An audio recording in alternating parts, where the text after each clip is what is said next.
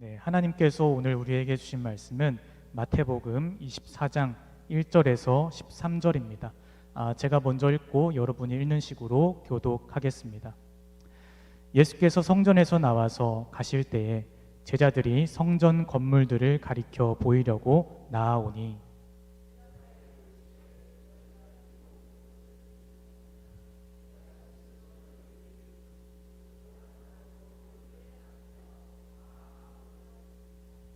예수께서 감난산 위에 앉으셨을 때에 제자들이 조용히 와서 이르되 우리에게 이르소서 어느 때에 이런 일이 있겠사오며 또 주의 임하심과 세상 끝에는 무슨 징조가 있사오리이까.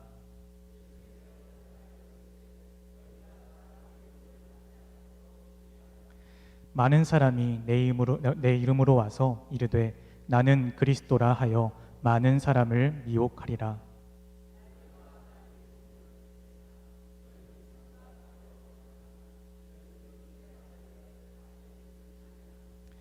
민족이 민족을, 나라가 나라를 대적하여 일어나겠고 곳곳에 기근과 지진이 있으리니 그때에 사람들이 너희를 환난에 넘겨주겠으며 너희를 죽이리니 너희가 내 이름 때문에 모든 민족에게 미움을 받으리라.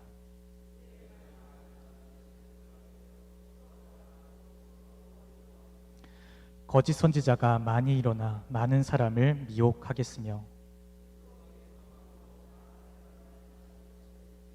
함께 읽겠습니다. 그러나 끝까지 견디는 자는 구원을 얻으리라. 아멘. 여러분에게 오늘도 큰 은혜와 사랑이 함께할 줄로 믿습니다. 교회에 올 때는 심각하게 오면 안 되는데 항상 얼굴들이 심각해가지고 무슨 일이 있나 이렇게 걱정이 되는 때가 많아. 근데 오늘 이렇게 특성도 해주시고 특별히 우리 권재근 우리 부부님께서 매일 찬양을 불러줘서 너무 힘이 돼. 그렇죠? 나만 그런가? 하여튼 찬양을 통해서 큰 은혜를 받으시기를 바랍니다. 네, 오늘은 제가 마태복음 24장을 본문으로 선택했는데 이 말씀은 요즘 그 이스라엘과 하마스 또 팔레스틴하고 심각한 전쟁이 벌어지고 있지 않습니까? 이 전쟁이 성경적으로 또 우리가 어떻게 이해를 해야 되고 우리 기독교인들을 가리켜서 우리는 종말론적 삶을 산다 그래요. 우리 기독교는 처음과 마지막이고 엔딩 타임, 오메가 포인트가 있기 때문에 그 마지막을 향해서 가는 인생을 그런 삶을 사는 사람을 우리는 에스카톨로지, 종말론적 삶을 산다 이렇게 얘기를 해요. 그래서 이런 그 전쟁과 전쟁이 일어나고 난리와 난리, 또 여러 가지 시대적으로 교회가 힘들고 신앙생활하기 너무 힘들어가지고 우리 연합감리교회도 굉장한 위기에 처해 있습니다. 그래서 종교개혁 이후에 우리 교계들이 종교계가 큰 위기에 처해 있는데 이럴 때 참 우리가 더욱 각성해서 기도해야 되겠고 이런 말세에 살고 마지막 때를 사는 우리들에게 하나님의 지혜와 또 그런 그 진리를 깨닫는 그런 시간이 됐으면 좋겠습니다. 오늘 이 말씀은 유명한 말씀인데요.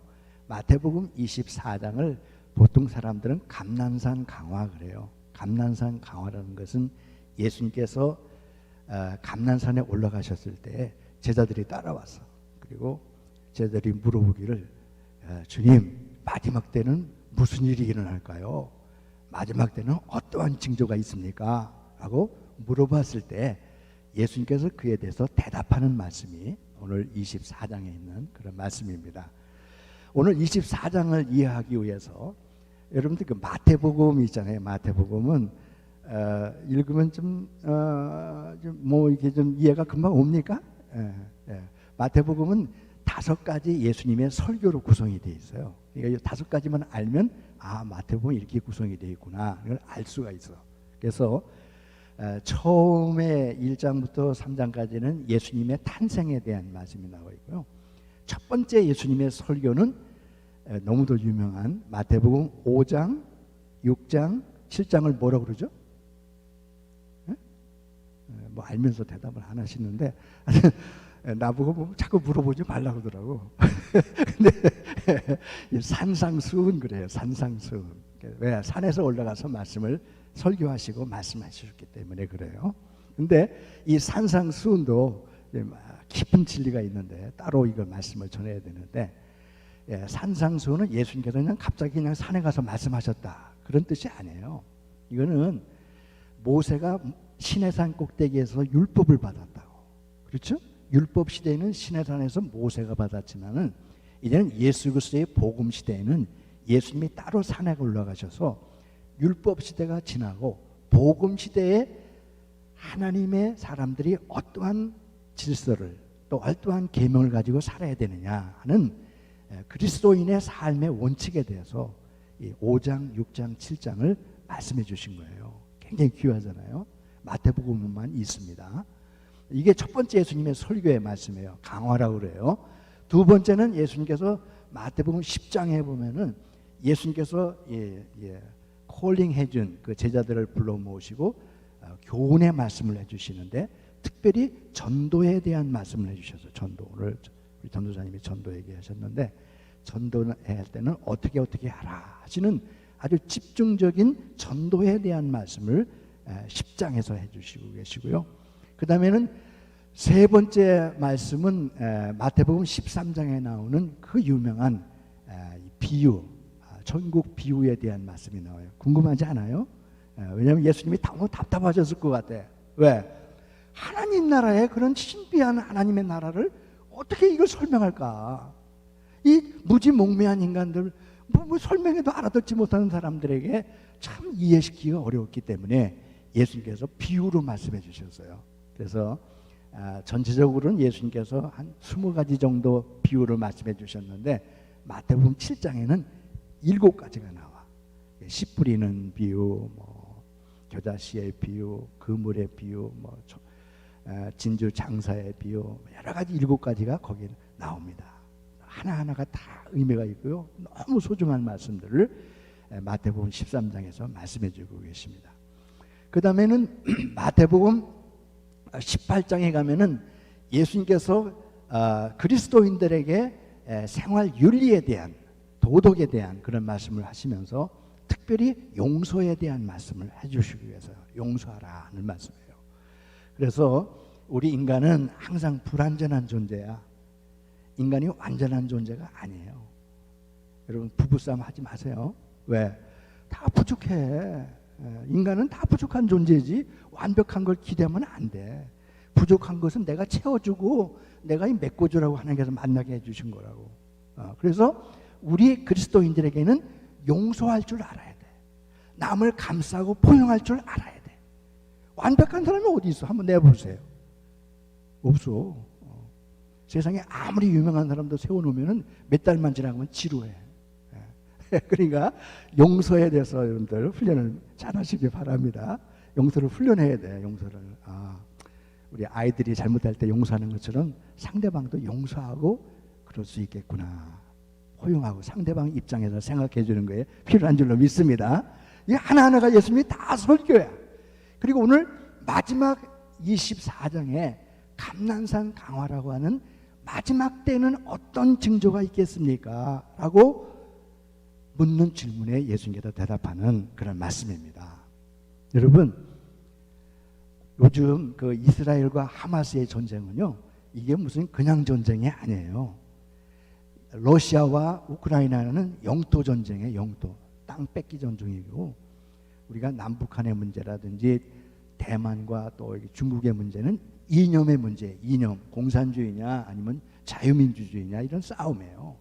그런데 이스라엘에 나오는 이 하마스, 팔레스틴과의 전쟁은요, 깊은 신앙적인 뿌리가 있고 종교적인 그런 의미가 있는, 이건 어떻게 해결할 수 없는 그런 전쟁의 이 중동 전쟁 또는 뭐 이스라엘과 팔레스틴의 전쟁입니다. 여러분, 예루살렘이 얼마나 중요합니까?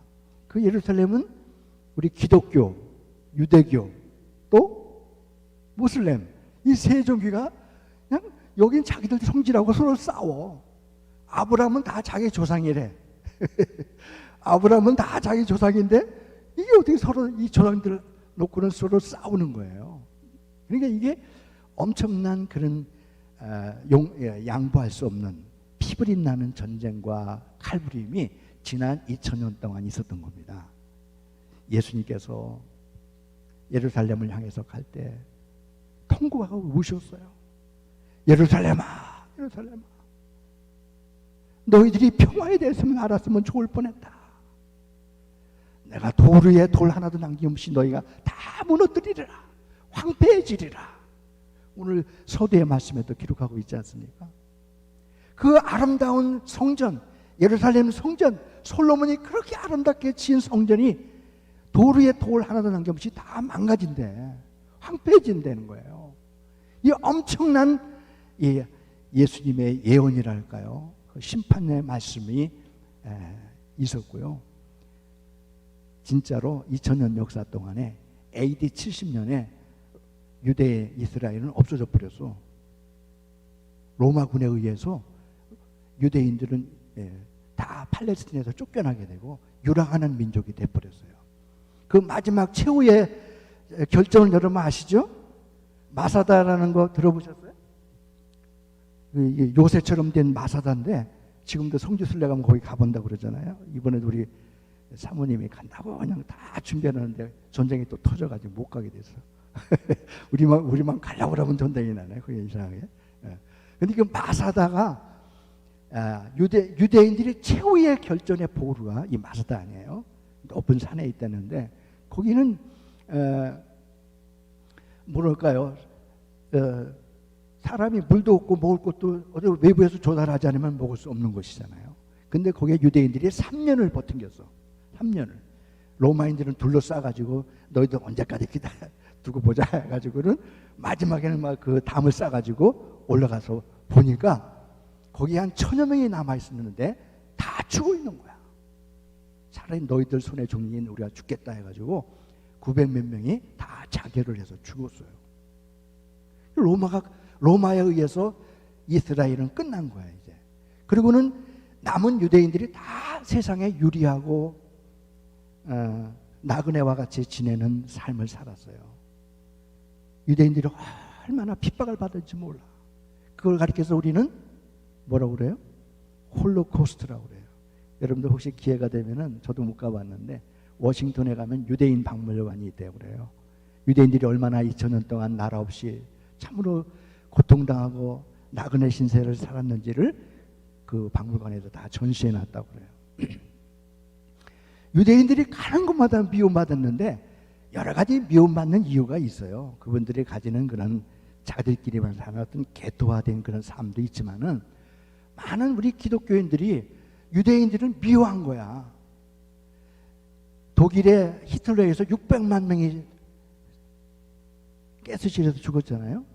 저는 거기는 가봤어요.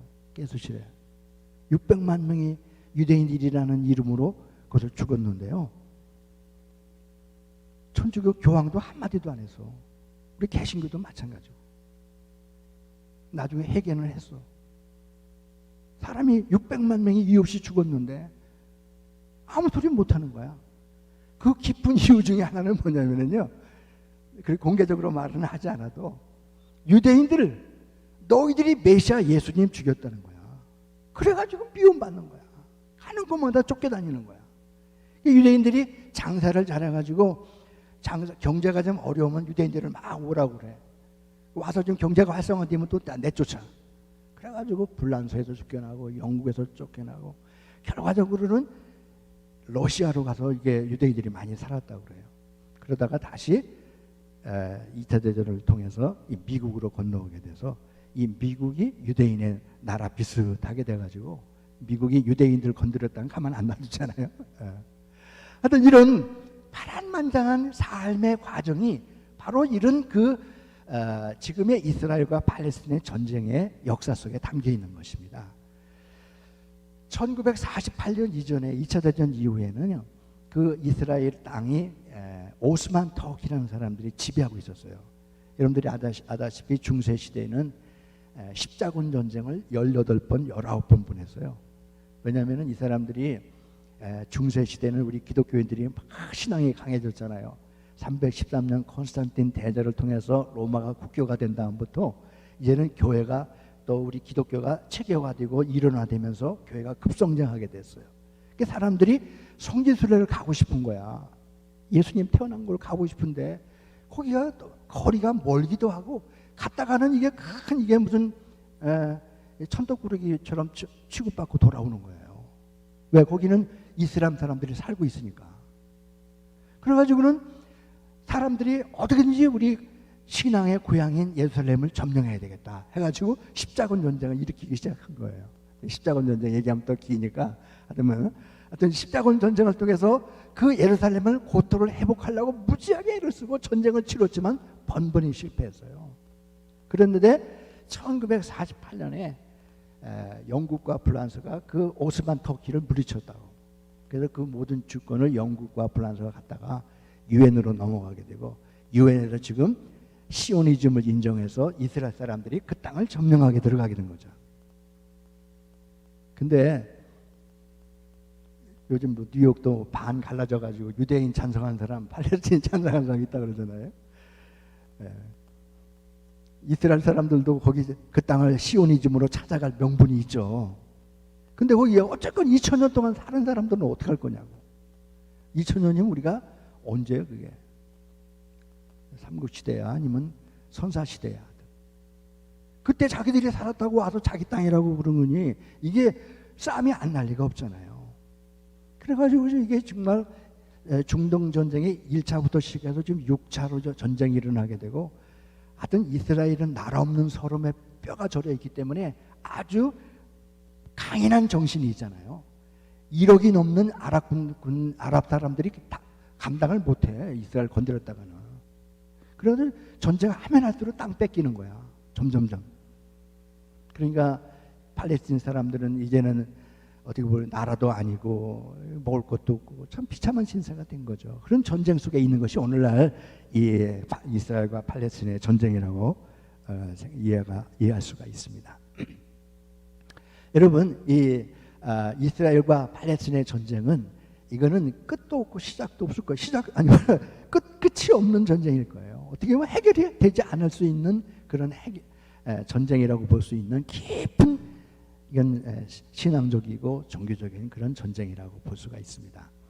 이런 속에서 우리는 어떻게 우리의 신앙생활을 해야 되는가 하는 말씀을 오늘 24장에 나오는 마지막 때의 징조에 대한 말씀을 오늘 예수님께서 말씀해 주고 있습니다.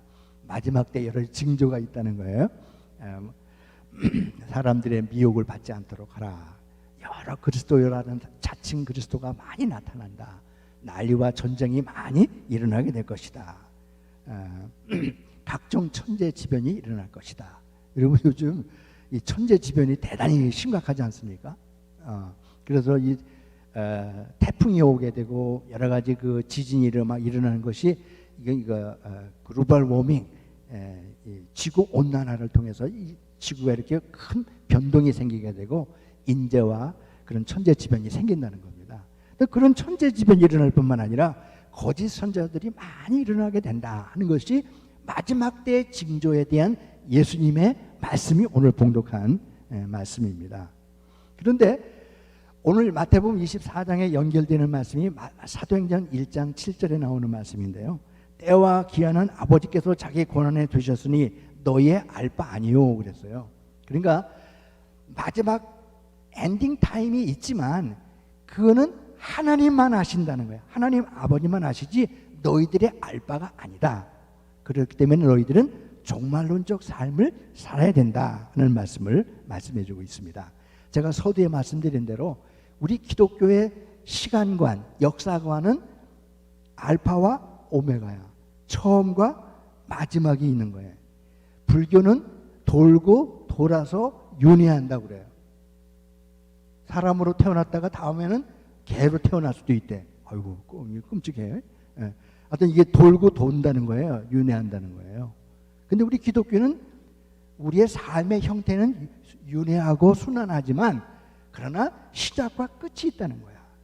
이걸 우리는 알파와 오메가다. 처음과 나중이라. 알파라는 말은 아르케라는 말인데요. 아르케라는 말은 그냥 단순한 처음이라는 말이 아니라 모든 삶의 근원, 모든 삶의 원, 그 시원, 이거를 아르케라고 그래요. 그 다음에 오메가라는 말은 헬라어로 텔로스 그러는데, 텔로스라는 말은 모든 목적을 이루는 마지막 이제 그 순간, 오메가 포인트, 마지막 엔딩 타임, 이거를 텔로스 이렇게 얘기를 합니다. 그래서 우리 기독교는 천지 창조를 하시고 만물을 만드신 하나님이 마지막에 요한계시록에 같은 만물을 다 심판하게 되고, 이제는 새성 예루살렘이 하늘에서 내려오는 것이 요한계시록의 마지막으로 되어 있지 않습니까?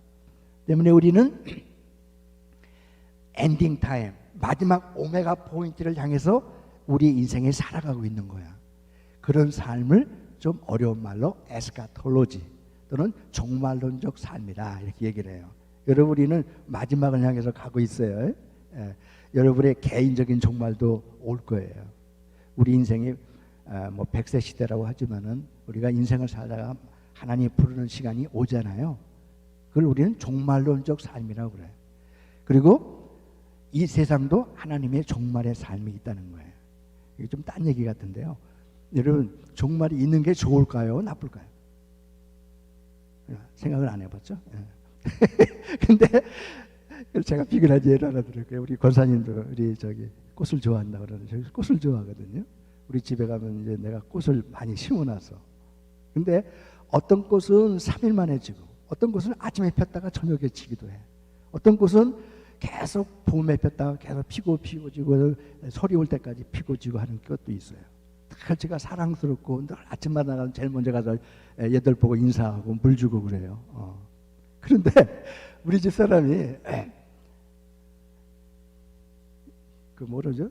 아티피셜, 그 사람이 만든 그 조화를 갖다 놨어. 조화를 우리 창문에다 쭉 갖다 놨는데 그 꽃이 보기는 이쁜데 나는 관심이 없어. 왜? 그걸 안 주고 그는.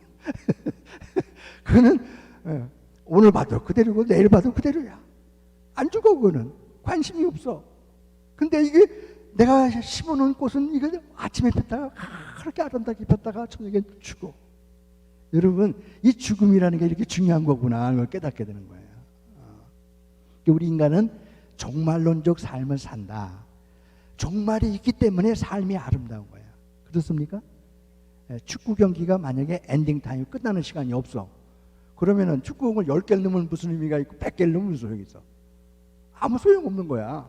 근데 마지막 호루라기를 부르는 순간이 있기 때문에 축구 경기가 엑사이팅하고 같이 의미가 있는 거예요. 여러분의 인생, 나의 인생도 마찬가지입니다. 우리는 종말론적 삶을 살기 때문에 여러분과 내가 소중하고 귀한 거예요. 그래서 우리 기독교는 가르쳐서 종말론적 삶을 사는 사람이다 이렇게 얘기를 합니다. 그래서 지금 말씀드린 대로 마지막 때를 사는 사람들은 여러 징조가 있다 그런 말씀을 미혹되지 않게 하라고 말씀을 하시면서, 그러나 이 모든 고난은 아버지 하나님께 있지 너희들에게 있는 게 아니다는 거예요. 그렇기 때문에 우리는 모든 마지막 때를 하나님께 맡기시고 은혜롭게 잠을 잘 자시기 바랍니다. 걱정하지 마세요. 하나님이 알아서 하신다고. 어떤 사람은 잠을 못 자. 그냥 근심 걱정이 많아가지고 그냥 잠을 못 자. 2시인데 또 깼네. 이러네. 걱정하지 마세요. 푹 주무세요. 하나님이 다 책임져 주신다. 교황님도 16억 인구가 천주교인이래. 교황님도 잠잘 때는 다 옷 벗어놓고 하나님께 맡깁니다 하고 그냥 잔대. 코를 드렁드렁 굴고 잔대. 여러분들도 다 맡기시고 주무시기 바랍니다. 그런데 하나님 아버지만 모든 걸 아신다 그러셨어요. 그리고는 뭐라고 말씀하셨냐면은 난리와 난리 소문을 듣겠으나 너희는 삼가 두려워하지 말라. 이런 일이 있어야 하되 아직 끝은 아니니라 그랬어요. 여러분, 하나님 나라가 왔어요, 안 왔어요? 하나님 나라는 예수 그리스도를 믿고 예수 그리스도 안에 있으면 하나님 나라가 이미 임한 거야. 그런데 그 완성은 예수님이 다시 오셔서 이룰 때 그 하나님 나라가 완성된다고 믿는 거예요. not yet 그래요. 이미 예수님 통해서 하나님 나라가 내 마음에 오셨지만 그 하나님 나라의 완성은 예수님이 다시 오셔서 재림하셔서 완성한다 하는 게 우리 기독교의 신학적인 주장입니다. 그래서 우리 인생을 통해서 하나님께서 그 마지막 재림을 통해서 완성하실 그 주님을 사모하면서 살아가는 말씀인 줄로 믿습니다. 에베소서 5장 15절에 보면 그런즉 너희가 어떻게 행할 것을 자세히 주의하여 지혜 없는 자 같이 말고 오직 지혜 있는 자 같이 하여 세월을 아끼라. 때가 악하니라. 그날과 그때는 아무도 모르나니 하늘에 계신 천사들도 모르고 아들들도 모르고 오직 아버지만 아시느니라. 이렇게 말씀하셨어요. 여러분, 하나님은 우리에게 여러 가지 재난과 환란이 있지만은 우리를 보호하시고 그 마지막 엔딩 타임까지 우리를 지켜주실 줄로 믿습니다. 자, 근데 오늘 마태복음 24장을 말씀하시고 말세 때에 되어질 징조에 대해서 말씀을 하시고는 이 말씀의 결론은 마태복음 25장에서 내려오고 계세요. 마태복음 25장에 보면은 세 가지 큰 또 중요한 비유의 말씀을 해주셨어요. 첫 번째 비유의 말씀이 열처녀의 비유, 잘 아시죠? 슬기로운 다섯 처녀와 미련한 다섯 처녀에 대한 비유를 해주셨어요. 두 번째 비유는 뭐냐면 달란트의 비유야. 한 사람에게는 한 달란트, 두 달란트, 다섯 달란트를 주셨다는 거예요. 네, 마지막 세 번째 비유의 말씀은 양과 염소에 대한 비유의 말씀이에요. 다 다른 비유의 말씀이지만 이 비유의 공통점은 뭐냐면 마지막 때 되어질 일에 대한 말씀을 결론적으로 말씀해주고 있는 거예요. 여러분, 슬기로운 다섯 처녀가 기름을 잘 준비하고 등불을 준비했다고 그러죠? 기분이 좋겠죠? 여러분, 우리 인생에서 가장 아름다운 게 자기 신랑 만나는 거 아니야? 어? 이 결혼했을 때 사랑하는 남편을 다 만날 때 그 긴장하는 거 얼마나 좋아요. 어? 그러면은 신부가 꽃단장을 잘 하고 있다. 신랑이 왔다 그러면 그럴 때 나가야 하잖아요. 가장 엑사이팅한, 가장 행복한, 가장 기쁨이 체험되는 순간을 예수님의 재림으로 비유를 말씀해 주신 거예요. 이 슬기로운 다섯 처녀는 기름을 잘 준비해서 우리 남편, 사랑하는 남편이 언제 오실까 깨워서 날 기도하고 기름을 준비했는데, 미래는 다섯 처녀는 아이고 뭐 오시려면 뭐 오시든지 뭐 말라면 마시든지 그냥 머리는 후가시를 해가지고 이상하게 풀어제치고 아무런 준비를 안 했다는 거야. 예수님이 오신다는 거야, 안 오신다는 거야? 오신다는 거예요. 마지막 때에 다시 오셔서 기름을 준비한 사람인지 아닌지, 깨어있는 사람인지 잠든 사람인지를 분별하신다는 거예요. 슬기로운 다섯 처녀가 되신 줄로 믿습니다. 아멘. 이 달란트 비유도 마찬가지예요. 한 사람은 한 달란트, 두 달란트, 다섯 달란트를 주었잖아요. 그냥 그걸로 끝났으면 얼마나 좋아. 근데 아니야. 준 다음에 다시 돌아와서 회개한다는 거야. 어카운팅, 결산한다는 그 말이에요. 그래서 두 달란트 받은 사람, 다섯 달란트 받은 사람은 주인한테 와서 주인님 내가 열심히 해가지고 배로 남겼습니다. 내가 밤잠 자지 않고 열심히 해서 배로 남겨왔나이다. 주인께서 착하고 충성된 종아, 내가 적은 일에 충성했으면 큰 일을 내가 맡기겠다 칭찬해 주셨잖아. 근데 한 달란트 받은 사람은 어떻게 했어요? 아유, 주인님이 무서워가지고요, 주인님이 주신 그 달란트 너무 귀해가지고 그냥 숨겨놨다가 다시 가져왔어요. 그러면 그 주인이 칭찬할 줄 알았더니 이 악하고 게으른 종이라고 그랬다고. 이 마지막 때 엔딩 타임에 심판하실 때 주님이 다시 오시는 마지막 그 타이밍에 주님께서 물어보시는 거야. 너한테 한 달란트, 두 달란트 줬는데 뭐 했냐? 뭐로 남겨놨냐? 물어보신다니까. 여러분과 나한테 물어보신다고요. 그래서 두 달란트, 다섯 달란트 받는 사람은 그냥 착하고 충성된 적이라고 그냥 칭찬해주고 안아주시고 그러는데, 한 달란트 받은 사람은 이 악하고 게으른 종이라고 책망하고 심판하셨다고. 열심히 하시기 바랍니다. 오늘도 열심히 찬양 부르시잖아. 뭐든지 하나님 영광을 살려고 그러잖아. 뭐든지 하나님 위해서 헌신하려고 그러잖아. 뭔가 보여주세요. 뭔가 주를 위해서, 뭔가 주의 몸을 위해서 일하셔야 된다고. 그냥 구경꾼이 되면 안 돼. 마지막에는 양과 염소를 가르겠다고 그랬어요. 오른편은 양과 같은 사람, 왼편은 염소 같은 사람을 나눠 놓겠다 그래요. 아유, 그냥 대충 하시지 하나님 뭐 먹이 가릅니까? 충성을 했는지 순종을 했는지 마지막 때 알아보겠다는 거예요. 확인해 보겠다는 거예요. 마지막 때를 살고 있습니다. 종말론적 삶을 살고 있습니다. 우리의 인생에 얼마 남지 않았어요. 주를 위해서 일할 기회가 많지 않아요. 열심히 하시기 바랍니다. 항상 깨어 있으시기 바랍니다. 이 중동 전쟁이 우리에게 주는 하나의 사인이에요. 새롭게 신앙을 깨우치는 하나의 도전적인 전쟁이라고 생각합니다. 이 믿음을 가지고 승리할 수 있기를 주의 이름으로 축원합니다.